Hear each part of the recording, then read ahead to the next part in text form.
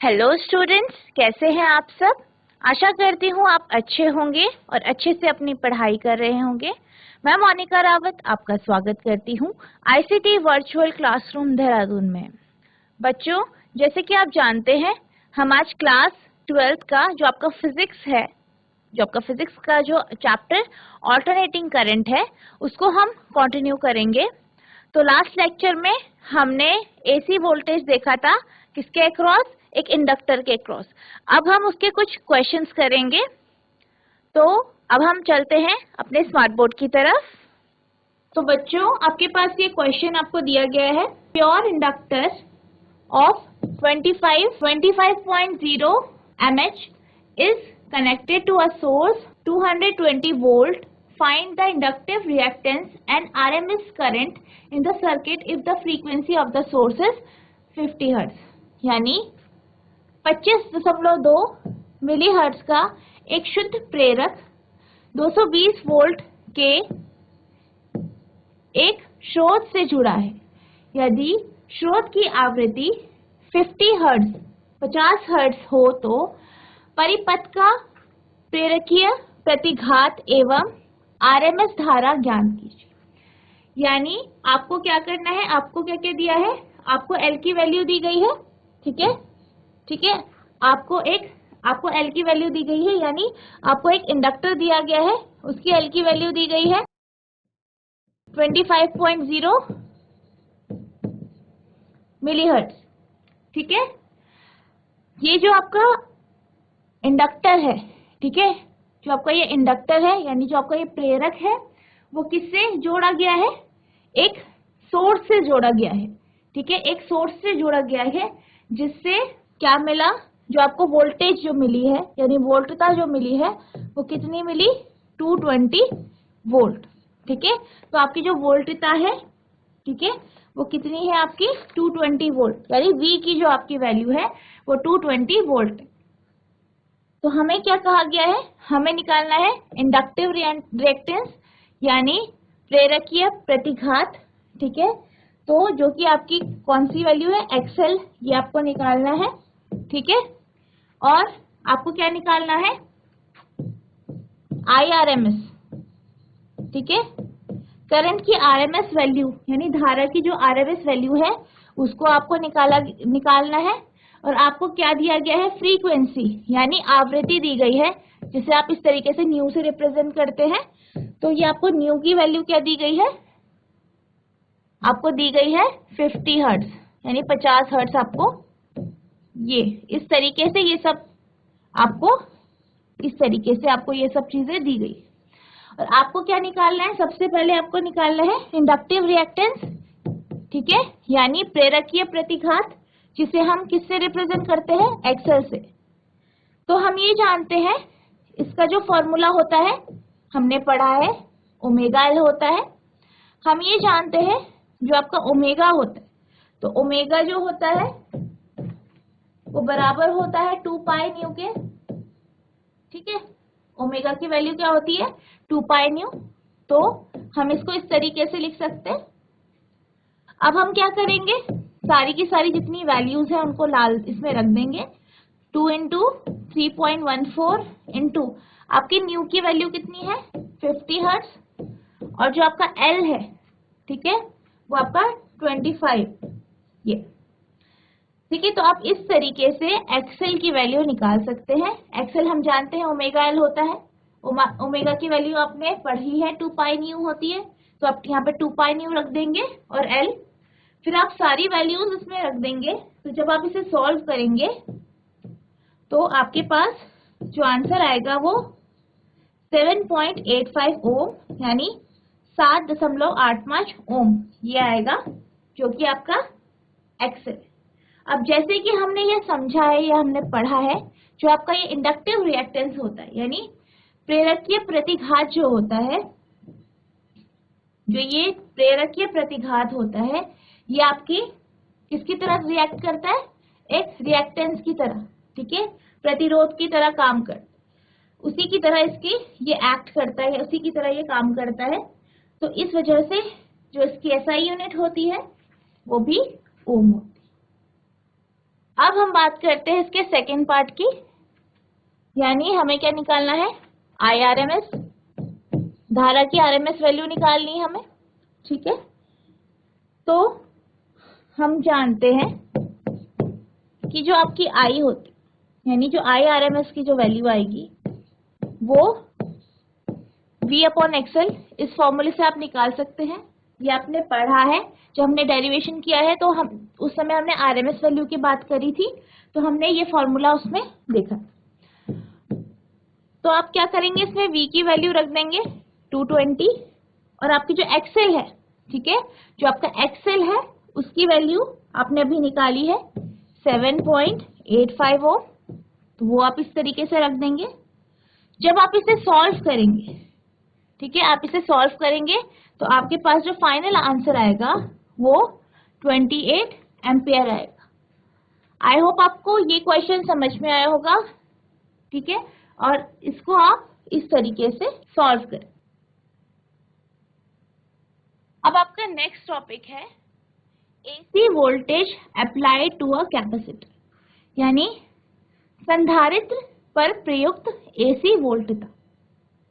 यानी कि आपने यहाँ किसको लगाया है, अब पहले हमने रेजिस्टर की बात की थी, प्रतिरोध की बात की, फिर हमने इंडक्टर की बात करी, अब हम बात कर रहे हैं कैपेसिटर यानी संधारित्र की बात करें, जो कि आप देख सकते हैं यहाँ पे हमने एक कैपेसिटर लिया है, उसको इस तरीके से, आप ये जानते हैं इसको हम AC सोर्स कहते हैं, उसको हम इस तरीके से शो करते हैं, यानी जो आपका प्रत्यावर्ती धारा का जो सोर्स होता है, ठीक है, स्रोत है, उसे हम इस तरीके से सिंबलाइज करते हैं, इस तरीके से हम इसे बनाते हैं। इसको हमने तार के माध्यम से या वायर्स के थ्रू हमने कैपेसिटर के साथ कनेक्ट कर दिया है या जोड़ा है।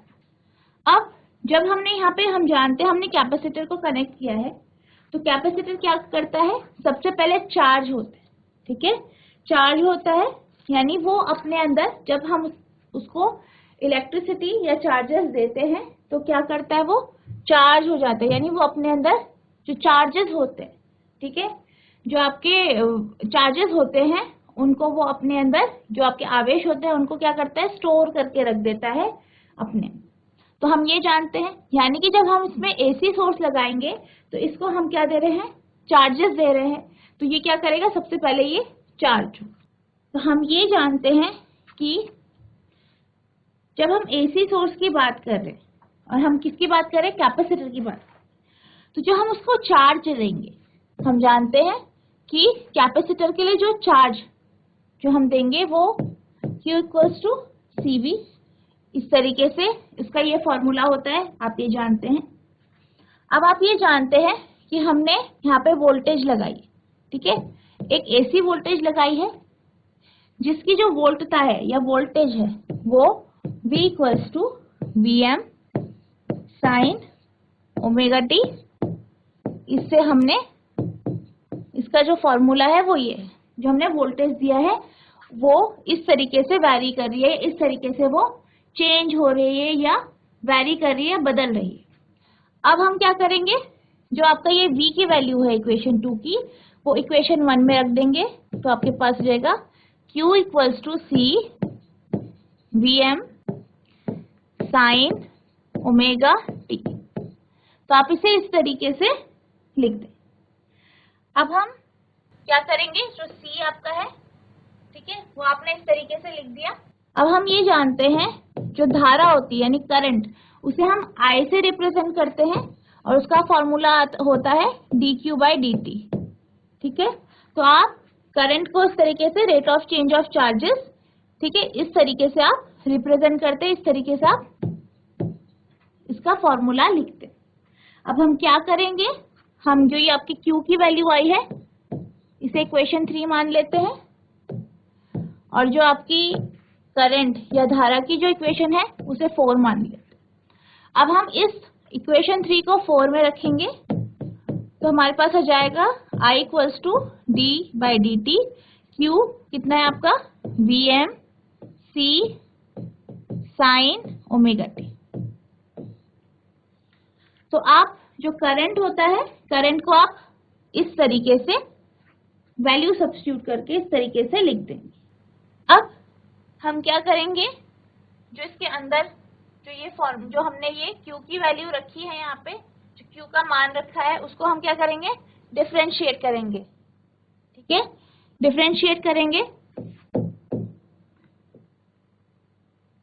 तो आप ये जानते हैं कि जो C है और Vm है ये दोनों क्या है, कांस्टेंट वैल्यू है, तो हम इसे बाहर रख देंगे। तो ये आपके पास आ जाएगा VmC, और आप डिफरेंशिएशन किसका करेंगे, अवकलन किसका करेंगे आप, साइन ओमेगा टी का। ठीक है बच्चों, इसको इस तरीके से आप करें। अब I इक्वल्स टू VmC, जब आप साइन ओमेगा टी का डिफरेंशिएशन करते हैं तो हम ये जानते हैं कि डी बाई टी टी किसका, आपका साइन ओमेगा टी जो होता है, साइन थीटा जो होता है वो कितना होता है आपका, वो आपका होता है जो आपका D by D T of किसका, साइन ओमेगा टी का अगर आप करते हैं तो वो आपके पास आएगा ओमेगा कॉस ओमेगा टी। ठीक है, ओमेगा कॉस ओमेगा टी जो है ये आपका क्या आ जाएगा, इसका डिफरेंशिएशन आ जाएगा। तो हम क्या करेंगे, यहाँ पे इस वैल्यू को रख देंगे, यानी आपके पास जो I की वैल्यू आएगी वो आएगी Vm ओमेगा C। ठीक है, Vm omega C cos omega T. तो ये आपके पास I की वैल्यू आ जाएगी। तो हम इसे रख देते हैं इक्वेशन 5। ठीक है, अब हम ये जानते हैं कि जो आपका कॉस ओमेगा टी है, अगर हम इसे साइन के टर्म्स में रखें, क्योंकि हम ये जानते हैं कि जो AC जो होता है, AC सोर्स जो होता है वो साइन फंक्शन में होता है, यानी जो उससे वोल्टेज या वोल्टता जो उत्पन्न हो रही है वो भी एक साइन फॉर्मेट में होगी, यानी जो आपका साइन है उसके फॉर्मेट में या ज्या के फॉर्मेट में होगी। तो हम जब कॉस ओमेगा टी की बात करते हैं तो जब हम इसे साइन के तौर पे रखेंगे तो ये आपका आ जाएगा sign pi by 2 plus omega T. तो जो आपको कॉस ओमेगा टी होता है वो बराबर होता है sign pi by 2 plus omega T के। तो हम क्या करेंगे, इसको साइन के फॉर्म में रख देंगे, यानी जो आपकी I है, ठीक है, I की वैल्यू जाएगी आपकी omega C Vm sign pi by 2 plus omega T. तो जो आपका करंट है, यानी जो आपकी धारा है, उसका फॉर्मूला इस तरीके से चेंज हो जाए। अब हम ये जानते हैं कि अगर हम साइन, जो आपका ये sign pi by 2 plus omega T है, इसको अगर हम 1 कर, यानी इसकी जो वैल्यू है वो अगर हम मैक्सिमम कर दें, तो आप जानते हैं कि साइन 91 होता है, ये आपको पता है। तो अगर हम इसको मैक्सिमम कर दें, यानी इसको क्या कर दें, 1 कर दें, इस वैल्यू को अगर हम इसे 1 कर दें तो आपके पास करंट की मैक्सिमम वैल्यू आ जाएगी, यानी जो आपकी धारा है उसकी मैक्सिमम वैल्यू आ जाएगी, जिसे हम IM से रिप्रेजेंट करेंगे, जो कि आपका बराबर होता है CVm ओमेगा के। तो हमने IM की वैल्यू इस तरीके से निकाली कि जो आपका साइन की वैल्यू है वो सबसे ज्यादा होगी। ठीक है, तो ये आपकी इक्वेशन नंबर 7 हो जाएगी। अगर हम जो आपकी इक्वेशन 7 है उसको इक्वेशन 6 में रखें, तो जो आपका IM है, ठीक है, जो IM है वो आप उस वैल्यू को यहाँ पे सब्स्टिट्यूट करेंगे, यानी कि जो आपका I है, ठीक है, वो किस में कन्वर्ट हो जाएगा, I equals to IM sine pi by 2 plus omega T. तो जो आपका करंट है या विद्युत धारा है उसका फॉर्मूला इस तरीके से इसमें बदल जाएगा। ठीक है, बदल जाएगा या कन्वर्ट हो जाएगा। तो आपके पास I की वैल्यू इस तरीके से आ जाएगी। अब हम बात करते हैं वैल्यू की, यानी ओमेगा C की जब हम बात करते हैं ठीक है। ओमेगा सी की जब हम बात करते हैं इस तरीके से, हम ये जानते हैं जो आपकी इक्वेशन नंबर 7 है, अगर इससे हम जो आपका Vm है, ठीक है, यानी जो मैक्सिमम वोल्टेज है, ठीक है, उसको अगर हम Im के नीचे ले आए तो हमारे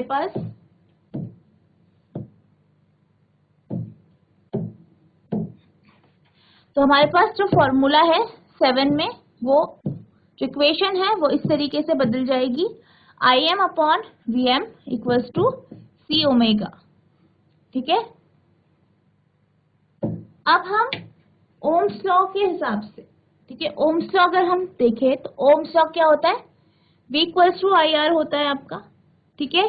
अगर हम जो आपकी इक्वेशन है इसको V अपॉन I के फॉर्म में लिखें, ठीक है, Vm अपॉन Im इस तरीके से लिखे, यानी जो मैक्सिमम वोल्टेज है अपॉन जो आपका मैक्सिमम करंट है, इस तरीके से लिखें तो ये आपके इस तरीके से आ जाएगा, यानी Vm upon Im equals to omega C, इस तरीके से आपका ये इक्वेशन आ जाए। अब हम ये देख सकते हैं कि जो यहाँ पे ओमेगा C है, ठीक है, ये जो आपका ओमेगा C है इक्वेशन 7 में, यानी जो आपका Im equals to Vm C omega, या ये जो आपका C ओमेगा या ओमेगा C जो वैल्यू है, ये आपका रिएक्टेंस, ठीक है, रिएक्टेंस, या आप कह सकते हैं रेजिस्टेंस की तरह रिएक्ट करते हैं, यानी प्रतिरोध की तरह इसका जो है इसका इफेक्ट आता है। तो जब हम यहाँ पे देख रहे हैं तो ये ओम्स लॉ बना रहा है, यानी कि V अपॉन I, ठीक है, voltage upon current equals to 1 upon omega C, ठीक है। इसको हम लिखेंगे, क्या लिखेंगे, XC। यहाँ जो आपका ये XC है, ये आपका क्या दिखाता है, कैपेसिटिव रिएक्टेंस।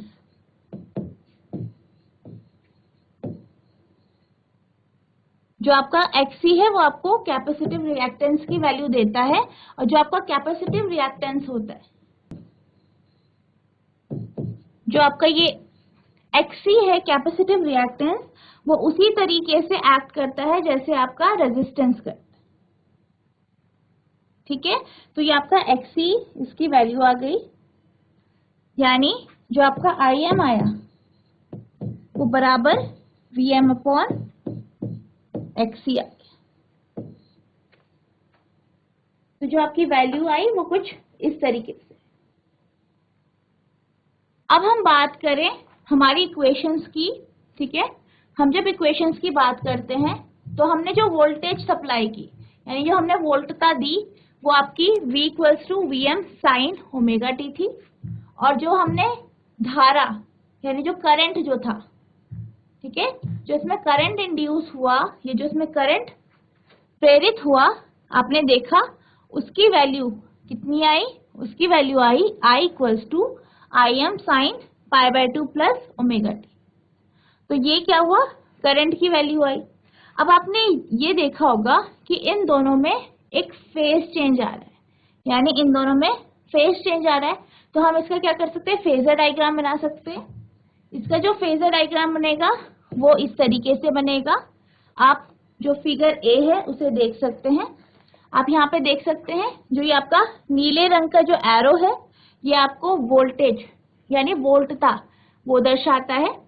तो जैसे कि हम जानते हैं कि जो आपकी V है, V equals to Vm sine omega t, ये आपकी वैल्यू है, यानी जो V है यानी जो वोल्टेज है या वोल्टता है, वो कितने एंगल में, आपको कितना एंगल उसने सब्सटेंड किया है, ओमेगा t, तो वो आपको इस तरीके से इस ब्लू लाइन में दिखाया गया है। इस तरीके से ये एरो आपको वोल्टेज या वोल्टता दिखाता है। अब जब हम बात करते हैं करंट की, ठीक है, जो आपको ये स्लेटी रंग या ग्रे रंग से जो आपको दिखाया गया है, तो हम ये जानते हैं हमारा जो I है यानी जो विद्युत धारा है यानी करंट है, उसकी जो वैल्यू आई, ठीक है, उसकी जो वैल्यू आई है वो आई है I equals to Im sine omega t plus pi by 2, या I equals to Im sine pi by 2 plus omega t, ये आई है। यानी कि जो करंट है या जो आपकी विद्युत धारा है उसका जो फेज है वो 90 प्लस ओमेगा टी यानी π/2 प्लस ओमेगा टी। जब हम इसकी बात करते हैं यानी कि जो आपका करंट है या विद्युत धारा है उसका जो फेज है वो वोल्टेज या वोल्टता से π/2 आगे, यानी जो आपका करंट है वो क्या कर रहा है, लीड कर रहा है किसको, वोल्टेज को। तो जब हमने इसका जो फेजर डायग्राम बनाया आप देख सकते हैं, जो आपका ग्रे कलर का जो ये एरो है, ठीक है, इससे हमने इसका करंट यानी धारा दर्शाई। तो आप देख सकते हैं कि जो आपका V है यानी वोल्टेज या वोल्टता है और जो करंट है यानी विद्युत धारा I है उसके बीच में 90 डिग्री, ठीक है, 90 डिग्री का कोण बन रहा है, या आप कह सकते हैं π/2 जो है उसका एंगल बन रहा है। यानी जो आपका करंट है वो वोल्टेज से π/2 या 90 डिग्री आगे। तो इस फेजर डायग्राम से हमें ये पता चला कि जो आपका करंट है वो π/2 या 90 डिग्री आगे है वोल्टेज जिसे आप V कहते हैं उससे। तो इसको हमने इस तरीके से फेज का जो ये फेजर डायग्राम है इससे शो किया है। अब हम बात करते हैं इसके ग्राफ की। तो अगर हम ग्राफ की बात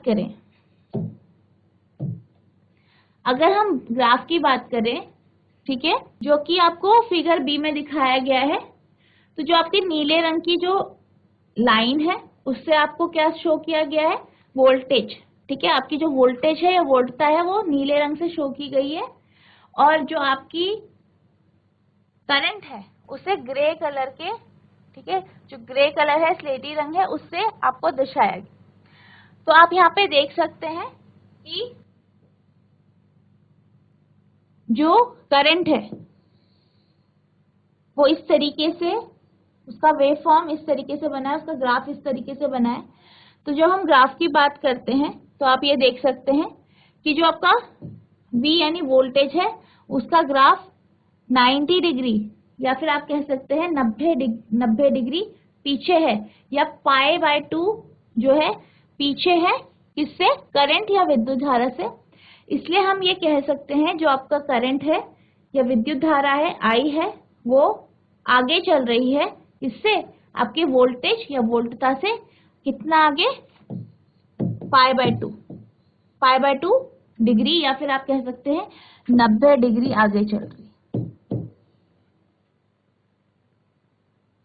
अब हम बात करते हैं, जो हमने अभी क्या पढ़ा, हमने अभी कैपेसिटिव रिएक्टेंस पढ़ा यानी Xc, ठीक है। जो आपका ये कैपेसिटिव रिएक्टेंस होता है ये जैसे कि हम जानते हैं रेजिस्टेंस या प्रतिरोध की तरह ही काम करता है। तो इसकी जो SI यूनिट होती है वो कितनी होती है, ओम होती है, ठीक है। इसकी SI यूनिट क्या होती है, ओम होती है। तो हमने ये समझा। अब हम बात करते हैं पावर की, इसको हम PC से रिप्रेजेंट करते हैं। तो हम ये जानते हैं कि P की वैल्यू कितनी होती है, IV, ठीक है, हम ये जानते हैं P की वैल्यू IV होती है। जो I होता है वो Im cos ओमेगा t इस तरीके से दिखाते हैं, और जो V है वो उसे हम, उसका फॉर्मूला भी हमने निकाला Vm sin ओमेगा t। हमने ये अभी ये दोनों I और V की वैल्यू निकाली और इनके बीच में हमने फेज डिफरेंस लिखा कि फेज क्या होता है, इन दोनों के बीच में फेज कितना अलग है वो हमें पता चला।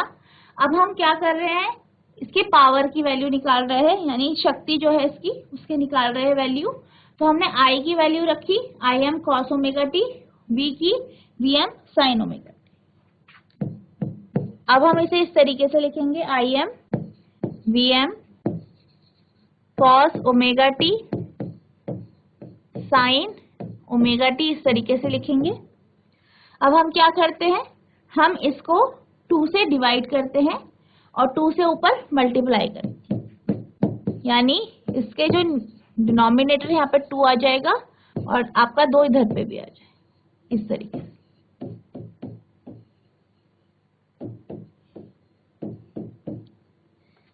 ठीक है, तो आप इसको इस तरीके से लिखेंगे। अब हम जानते हैं, हमने ये पढ़ा है, ये हमने फॉर्मूले पढ़े हैं कि जो आपका 2 cos omega T sine omega T होता है, वो बराबर होता है आपके किसके, साइन 2 ओमेगा टी के, इसके बराबर होता है। ठीक है, 2 cos omega T sine omega T बराबर होता है आपका साइन 2 ओमेगा टी के। ठीक है, तो हम क्या करेंगे, इस वैल्यू को यहाँ पे रख देंगे, तो हमारा जो पावर है उसकी वैल्यू कितनी आ जाएगी, Im Vm by 2 sine 2 omega T. तो ये आपकी पावर यानी कैपेसिटर की जो पावर है, शक्ति है, उसकी वैल्यू आ गई। अब हम निकालते हैं एवरेज पावर, यानी औसत जो शक्ति है इसकी, वो निकालेंगे।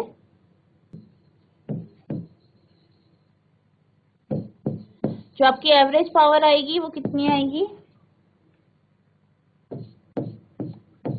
इस तरीके से आप उसे दिखाएंगे, यानी Im Vm sine 2 omega T. तो आप इसकी जो एवरेज पावर है वो उस तरीके से लिखी जाएगी। तो हम ये जानते हैं कि एक कंप्लीट साइकिल के लिए, एक जो पूरी कंप्लीट साइकिल है उसके लिए जो आपकी पावर है उसकी वैल्यू आएगी Im Vm sine 2 omega t. ठीक है, जो कि बराबर होता है 0 किसके लिए, कंप्लीट साइकिल के लिए।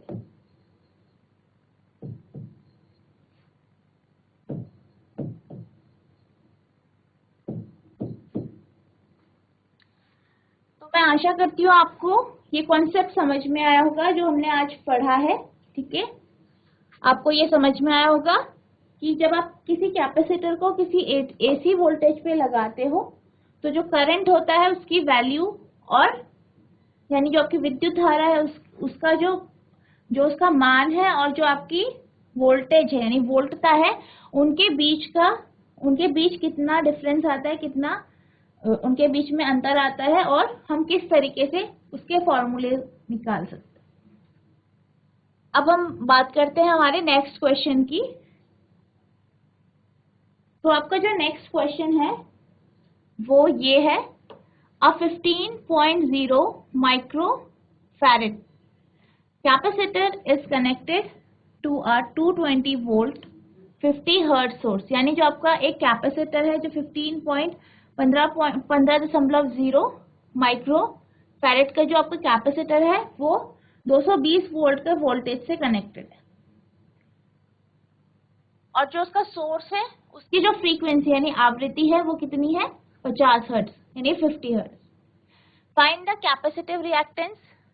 आपको क्या निकालना है, कैपेसिटिव रिएक्टेंस निकालना है, करंट की आरएमएस या फिर पीक वैल्यू निकालनी है। ठीक है, करंट की आरएमएस और पीक वैल्यू निकालनी है। और if the frequency is double what happen to the capacitive reactance in the current. यानी कि अगर आप फ्रीक्वेंसी को डबल कर दें, दोगुना कर दें, तो कैपेसिटिव रिएक्टेंस जो है और करंट है उसमें क्या फर्क पड़ेगा, आपको ये बता। तो सबसे पहले आपको सी की वैल्यू दी गई है,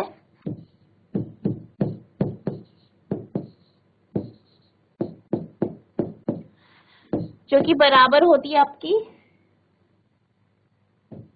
15.0 इंटू 10⁻⁻⁶।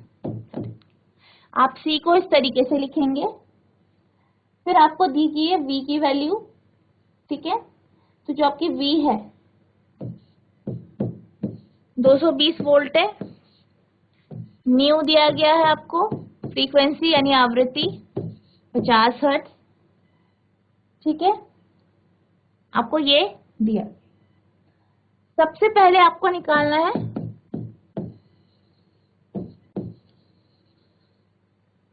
Capacitive reactance. जिसे हम इस तरीके से लिखते हैं। तो ये आपका बराबर होता है, अभी हमने पढ़ा है 1/ओमेगा c के। आप जानते हैं ओमेगा की वैल्यू 2 पाई न्यू, और c इस तरीके से आप लिखेंगे। तो ये 2 इंटू 3.14 पाई की वैल्यू, न्यू कितना है आपके पास 15.0 इंटू 10⁻⁻⁶।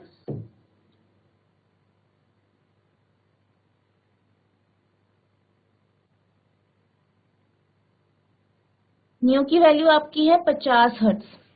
न्यू की वैल्यू क्या है आपकी 50 हर्ट्ज है।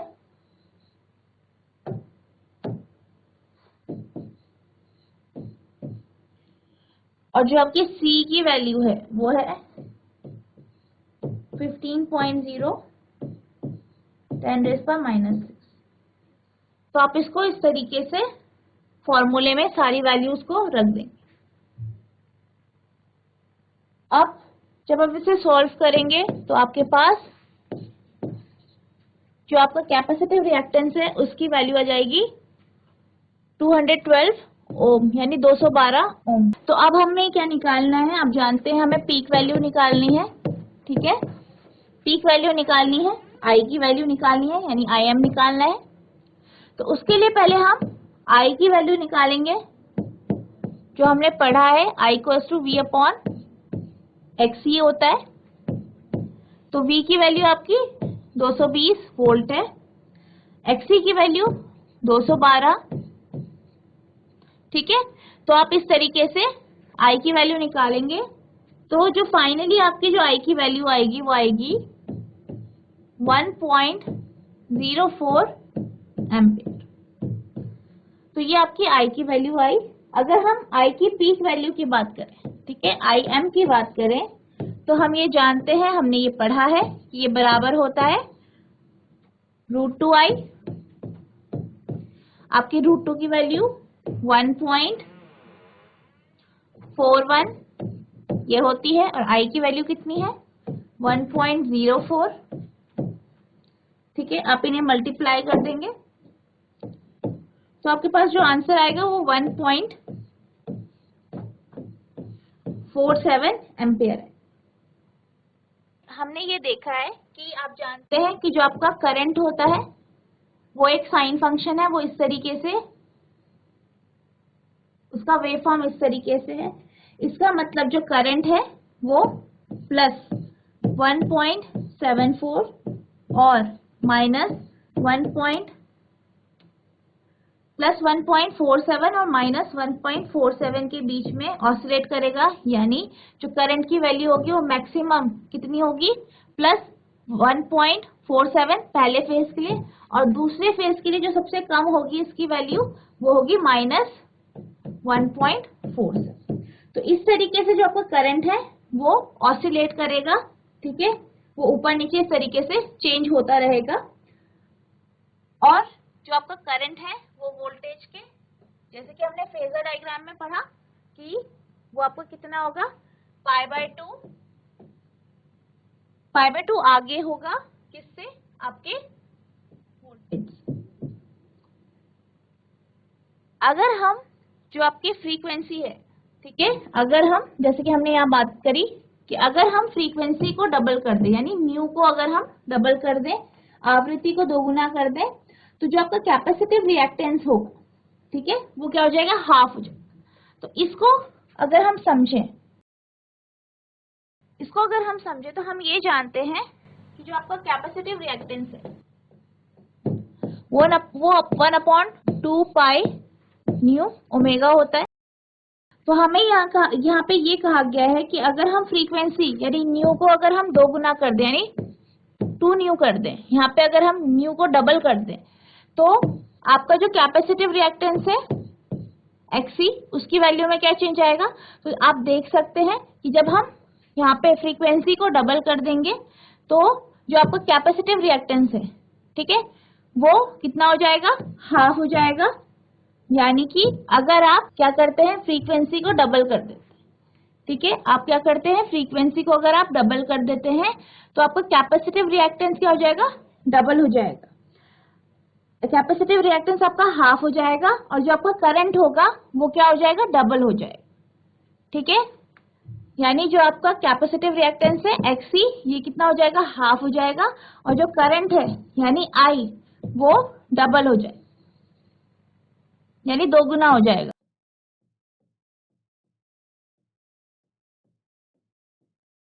आई होप आपको समझ में आया होगा।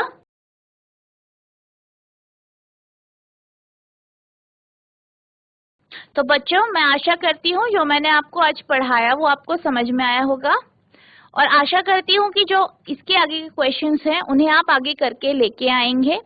तो बच्चों, आज के लिए इतना ही, मिलते हैं आप नेक्स्ट सेशन में। तब तक के लिए thank you and have a nice day.